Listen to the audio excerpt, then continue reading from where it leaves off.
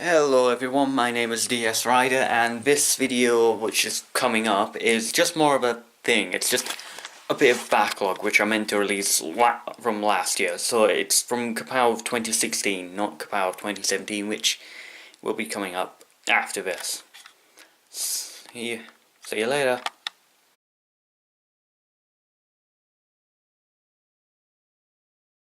Yes. Alright, well all four of us are about to listen to a panel with Katie Manning. Five. Katie Manning. There are five of us. Five. Sorry. Well, Katie Manning, who played Jo Grant, companion of the Third Doctor. With dramatic music. Yes. Why can't they play some of the old music where it's all tingy and weird? Oh no, not the Face of Bo music. I get wrecked. Oh, why does it have to be Face of Bo music? Because the Face of Bo is dead. Be respectful. Spoilers. That episode's been out for about 10 years, near enough. Some people don't even know that Darth Vader is Luke's father. Spoilers! Jeez. See what you're doing? You're ruining everything. What? That's like that's like Nerd 101. L dies. Who? Never mind. Spoilers! You're going to have to put so many disclaimers in the description of this video. I'm not even sorry. This is why I record alone. Other people just ruin videos. I have made an interesting group of friends this past year. Not even sorry. Not even sorry. I'm really hoping that somebody is watching this video right now and they're just like, oh, I didn't know L dies. And they're like full on raging in the comments. Oh, hello. Oh, Jesus. These are tack eyebrows. Oh, stop it. You're ruining it. The view count just dropped.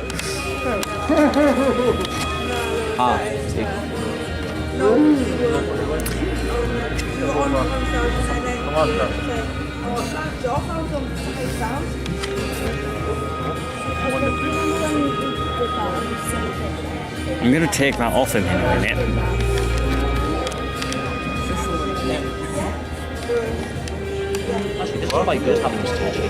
It is, isn't it? I'm going to take some of my stuff out of my pockets. Rest it all on the stage. Do you want me to use the sonic screwdriver as a prop for it? Please. Right, put it back where it was originally. See, that's one hell of a word. And what I'll do is I'll put it there. Yay, it's us three in a reaction video to Katie Manning. Oh, zoom out. What, you're recording the whole thing? Oh, whoops. You're recording the whole thing? We could do. I have a reaction channel, so it's no big surprise that I'm here. Yeah, this is what I'm starting. You're in the corner. Traitor! And that was Star Wars. I'm a bigger traitor. Do it. Do it. Do it. Misconstrue it. View it. Boob it. Did you just say boob? No. I said boob. Oh, even worse. I thought you were like, boob it. You don't want to know. That's what we're doing. That's what You haven't seen that. We're on YouTube. We must view it. Speaking of reaction videos, Josh, I was thinking, should we like Skype Skype reactions to the first episode of the new series of Flash? That's not out for a while. I know, but I was just thinking. Considering the finale was like a few weeks back. Yeah, but still. It depends. It depends. I'm using the cameras. Usually I do usually I watch it like as the American version comes out. Yeah, but usually I do that like on the day, like the day after, in the middle of the day. Yeah, you have to go to such lengths not to spoil shit. Are you watching the Flash? No. Why do I? Supergirl. You watch Supergirl. Oh right. Yeah. How great was the crossover? You're gonna cut all of this pre-stage crap out, right? 75% of it. How great was No. The crossover. Yes, on Sarah Jane Adventures.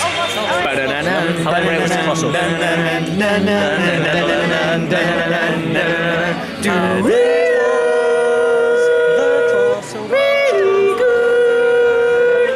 Answer me. Da da da da da da da da da da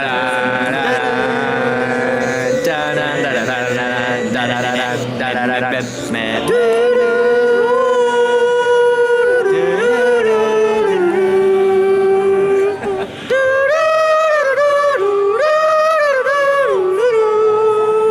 I regret starting this. Okay, stop. I hope the audience enjoys it. We're actually going on stage. No. How great is it? It was really good. I'm happy with it. My mum was confused as to how they were going to explain it, and then she was like, Explain She what? doesn't. The crossover played between Flash and Supergirl. Oh yeah. Does that not make you want to watch Flash? No, Why? because I don't like him. Yeah, but why? I don't like him. He's too vain. Is he because Yes, he is. he's a bit vain? He's a bit arrogant and selfish. That's the only flaw with the 10th Doctor. He was as well. vain in the episode just after he got his powers back. He was also vain, you know, when he ignored everyone else's problems. It's like, nah, but Dad just died. Yeah. And then he just went back in time and erased about 16 years of history. Oh yeah, do you know? Do you want to know how it's the cliffhanger for the Flash season finale is going to screw up like the timeline for every show in that universe? No. Okay. Except Legends of Tomorrow. Oh, we'll screw up that. No, because they're outside the time stream. Can you not say it on camera though? Yes, sorry, stopping recording for a bit. We'll continue later.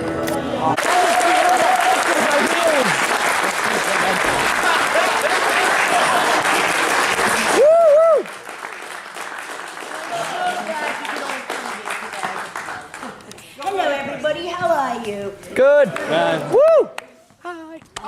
Katie! Oh, you've missed a sea devil. Yes, I had a dog.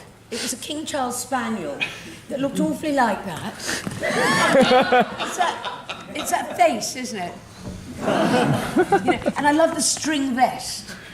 You know. Oh, this one's got overalls on. Ours didn't. Did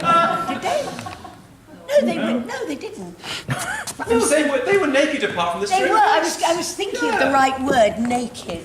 But they were. They were naked. We've met before.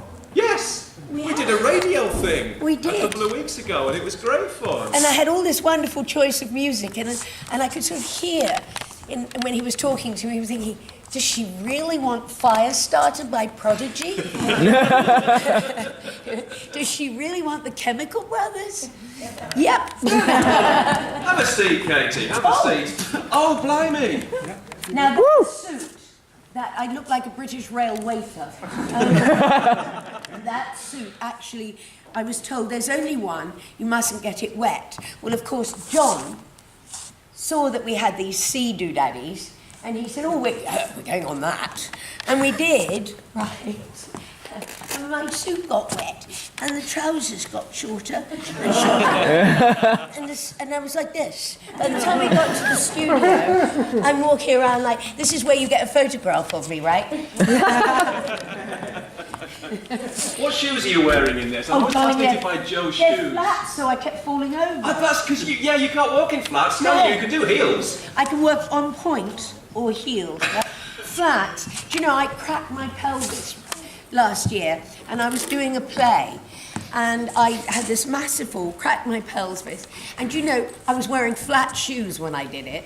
If I'd been wearing high heels, I would never have fallen. And I was going on stage every night, and I managed to get this walk, because if you know how painful a cracked pelvis is, let me tell you. And I was playing this mass murderess, which I'm very good at mass murderesses. And I became, because of the pain, I had to learn to sit and not speak as I sat, because otherwise you got, and that's not good for a mass murderess. What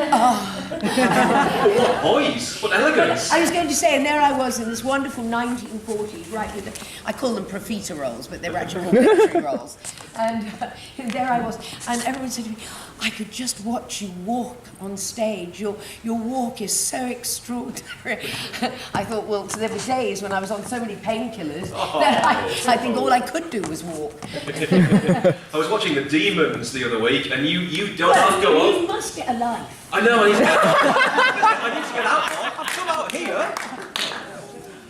You go absolutely, shall I say backside over breakfast in The Demons. I'm trying to remember episode The one. Demons now. I fall over a lot. You do, yeah. And in the end, Barry said, oh, just leave it in. She's Yeah. going to do it anyway. But if you think about it, if you were running around, as anybody would be, you do trip and fall.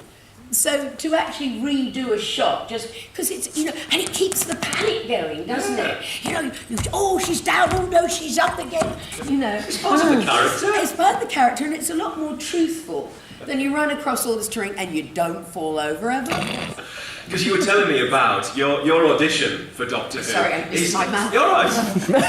How can you miss this? I mean, you've got to be really short-sighted, haven't you? You only get yourself one of these. There's not a drop of this goes amiss, believe me. Would you believe I don't drink? Oh, do you not? No, and people say to me, but all those weird things you do. I said, no, that's what I do. Alcohol has nothing to do with it. Have you ever? Richard Delgado. A little bit, but I come from a long line of journalists, and I grew up with parties in our house till 5 o'clock in the morning, darling, and Daddy getting me out of bed and saying, come on, old girl, I feel like a dance, you know, and there's little me, you know, with my little comforter, going downstairs to dance with Daddy. So I grew up with parties around me all the time, and lots of, how should we put it, rather happy journalists. Because you're quite a bohemian family, weren't you, by the Very sound of it? bohemian. Your dad was a really well-known sports journalist, a writer, He was what they call a activist. campaigner. Yeah. Daddy, I mean, I don't know whether you're into it, Daddy actually got an OBE, along with Sooty that year. For services to... I know what your dad got his OBE for, but what did Sooty get his OBE for? Sitting on someone's hands. Yeah. As long as it didn't go to Sue, who I thought was a little dobber. Mr. Corbett. Sorry. But Daddy's changed the rules of boxing to have a doctor at the side of the ring. Yeah. To say when it was no longer a sport. He was campaigning in 1960s against drugs in sport, which he said is going to be a huge problem. Hello. He was fighting against apartheid in sport. He campaigned for safer terraces in football. You see how I've grown up. I spent my childhood in my mother's arms at Wimbledon Centre Court, you know. And Daddy was amazing, and he fought very hard for the rights of women when he took over as chairman of the press club. He opened the doors to women. Of course, all the old stuffy journalists are talking, you know, Daddy said, no. And so he, you know, back then, you know, there was these really stuffy people running it. He got them out of debt, he changed their premises. He was an extraordinary man. Yeah. And I had to grow up with all that around me, constant campaigning and going on. And he also fought and got pensions for journalists, for wives and family, where he fought against the big boys for that. So, yeah, I come from very fine. And my grandfather came up with the concept, I mean, you're probably not interested in sport, but came up with the concept of a thing called sports report. And they all said, oh, don't be ridiculous, nobody's going to, you really hate sport, right? He's left his fez, he's not going to. Oh, excuse me, do you want your fez or can I have it? No, I'm just going to leave it there. I'll be right back. Where are you going? Just going to the lid. I'll be right back. Oh, I think that was pretty discreet, wasn't it? that was very naughty. Take a mic, Katie. Take a mic. You can hear me, can't you? Can you hear Katie? Yeah. Darling, you know, I have a very big voice for a very small person. And John always used to say when we were doing certain shots and we'd have the camera strapped to the front of the car, of Bessie, and we'd do a thing, and he'd say, sorry, we'll have to go again. She just turned into the lorry driver. So growing up in this household, was acting something that was in your... I danced for many years, and then I had a very serious